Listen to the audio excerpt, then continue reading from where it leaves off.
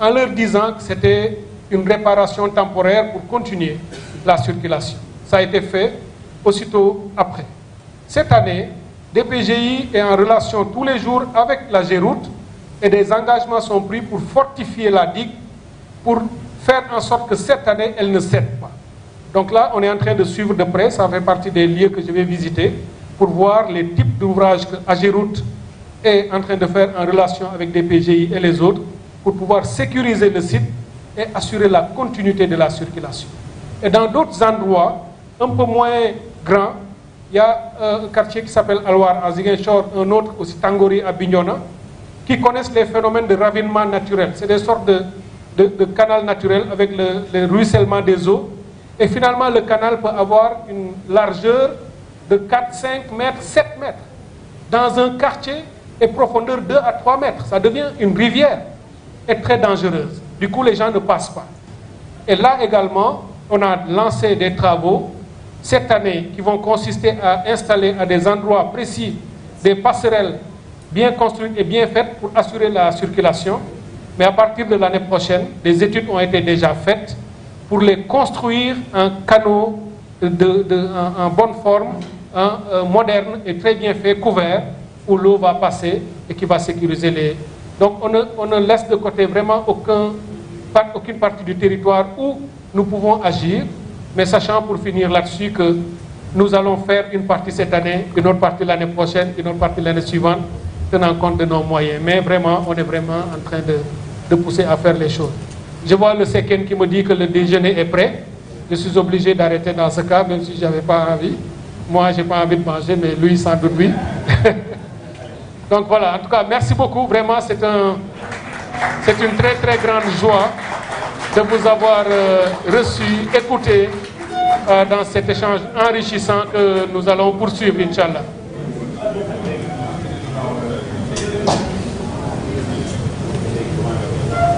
waaw jërëjëf xanaa ñu tënk ko ci wolof ci lu gaaw te normalement sax bu fekkonte ni ñëpp dégg nañ ko ni ma ko déggee mbir mi yëpp dañ koy defee ci wolof parce que li ñuy wax lépp li mu ñu mu gën a intéressé ñoom ñëpp dégg nañu wolof te du ñëpp a dégg français waaye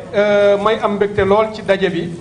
tey waxtaan la bu am solo pour ñun ministère de l'hydraulique et de l'assainissement pour ñetti yëf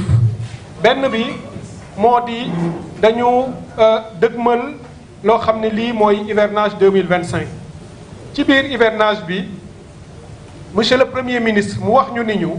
bi muy def conseil interministériel bi nañu yëkkati communication maanaam waxtaan ak askan wi nañu génnee information jox ko nit ñi wax leen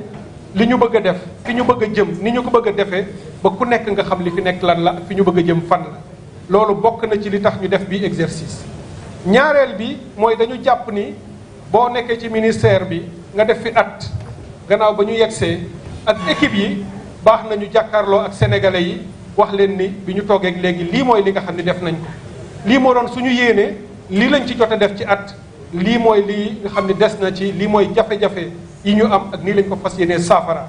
waxtaan woowu dañu jàpp ni waxtaanu li ñuy wax ci tubaabu redevabilité dañ ko ameel askan wi di ko informer di ko wax loo xam ne lii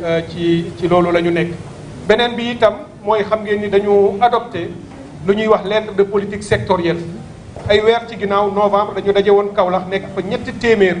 ay sénégalaises ak sénégalais di waxtaan ci wàllu ndox ak assainissement ñëpp indi ci seen xalaat liggéey boobu ba mu paree mois de mars ñu validé ko tey dañu doon ñëw waxtaan ak sénégalais yi fi nga xam ni foofu la ñu bëgg a jëm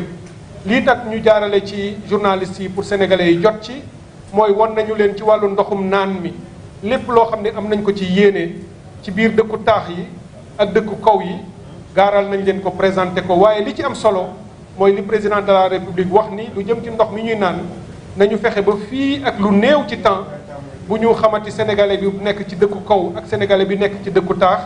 nañu fexe ba fu mu nekk mu am ndox mu sell ndox mu doy ak ndox moo xam ne njëg gi lu yëwan lay doon ci moom loolu bokk na ci suñu politique li nga xam ne dëgmal nañ ko comme tàmbali ko loolu nag dana indi ay liggéey ci wàllu institution yi ci kuréel yi nga xam ne ñoo koy liggéey loo xam ne dinañ leen fexe dajale leen ñu ànd ci liggéey bi ñëpp ba mën cee indi njëriñ beneen bi mooy li nga xam ne moom mooy ci dëkki taax yi fi nga xam ni itam ndox mi lu bare dafay jóge ci lac de Guiers mooy grand transfert yi ngeen xam ni autoroute de l'eau yi tàmbali nañu ko wax naa fii journaliste yi nii liggéey boobu ci wàllu technique mu ngi sori bu baax étude bi nga xam ne ñu ngi ko ciy def mois de septembre bi bu soobee yàlla li ci ëpp danañ ko ci pare te calendrier bi ñu teg ni 2026 buy tàmbali ci la ñuy tàmbali liggéey bi ba léegi ñu ngi ciy tënku incha allah bu ñu yàlla dimbalee dinañ ko ci def mooy indi ndox mi fii diggante Dakar Mbour ak Thiès moo ko yóbbu fële ci zone des Niayes ndox mi ñuy béyee waaye mooy yóbbu ndox mi nga xam ne mooy dem Touba nit ñi di ko naan wax naa leen fii itam ci forage ruraux yi nga xam ni premier ministre lancé na projet bi projet boobu bu am solo la ñu ngi ciy taxaw di ci def ay jéego di ci liggéey réalisation yi commencé na ba bi ñu ko renégocier fukki forage ak juróom-benn yu bees yi ci yokku wax naa ni li ci ëpp dina dem yenn yi Médina Yoro Foulah département bi yeneen yi dem Île du Saloum yeneen yi dem Île de la Casamance yeneen yi dem ci booru Ferlo ñu ñëw yokk la fa nekk ak leneen li nga xam ne itam dina dem ci yeneen gox ci biir réew mi ak yeneen transfert yu mag yu ñuy def pour que fépp daal ci réew mi ñu mën faa am ndox wàllu assainissement itam noonu lañ ci waxtaanee lépp incha allah journalistes yi dinañ ko yëggal sénégalais yi parce que wax nañ leen li ñu ci namm nawet bi ñu jëm nag ñuy ñaan yàlla mu nekk nawet bu bari ndox waaye ndox mu barkeel mu dul lor kenn parce que dëkku baykat lañu lu nawet bi gën a bari ndox rek mu gën a baax ci ñun waaye ñu ngi góorgóorlu ba nga xam ne ndox moomu du lor mbokk yi moo tax dëkk yu mag yépp liñ ci waroon def ci liggéey yépp sumb nañ ko te le 15 juillet bii ñu dëgmal liggéey yooyu yépp ci lay jeex maa ngi fas yéene def tournée bi njëkk mois de juin bi dem xool yi fépp koo xam ne teg nañ fa liggéey waaye bu taw bi commencé danaa delluwaat xool noo xam ne liggéey boobu noonu la commencé di indee ay résultats kon waxtaan wi bu am solo la ma ci sant bu baax di ci gërëm mbokki journalistes yi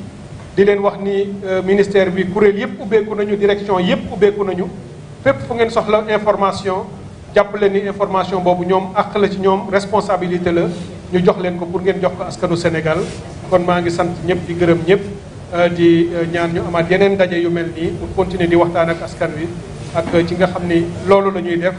fi ñu bëgg a jëm ak résultats yi ñu bëgg a am incha allah jërë ngeen. Merci beaucoup, Monsieur le ministre, pour ce bel exercice de transparence. Merci beaucoup également aux collaborateurs du ministre ainsi qu'aux journalistes. Comme vous le savez dans le programme, il y a un déjeuner. Pour pouvoir faire les projets les uns après les autres, pour pouvoir obtenir ou atteindre nos objectifs. Voilà, donc globalement, vous voyez ici, et c'est ce chiffre que mon collègue de l'agriculture aime toujours voir, quand je lui dis que lorsqu'on aura fini de réaliser nos projets, on a au moins 700 000 hectares qui pourront être aménagés. Mais quand vous aménagez 700 000 hectares dans le pays, c'est que la question de l'autosuffisance alimentaire dont on parle, elle va définitivement être réglée, avec des emplois qui se comptent par millions. Suivant. Voilà. Toujours dans la mobilisation des eaux de surface, je parlais de OLAC, j'ai un peu anticipé sur les autres projets, mais ça, c'est cette carte qui vous montre partout où il y a les possibilités de faire des mobilisations de ressources en eau. Hein, et cette carte vous donne une sorte de photographie. C'est une grande ambition et c'est entre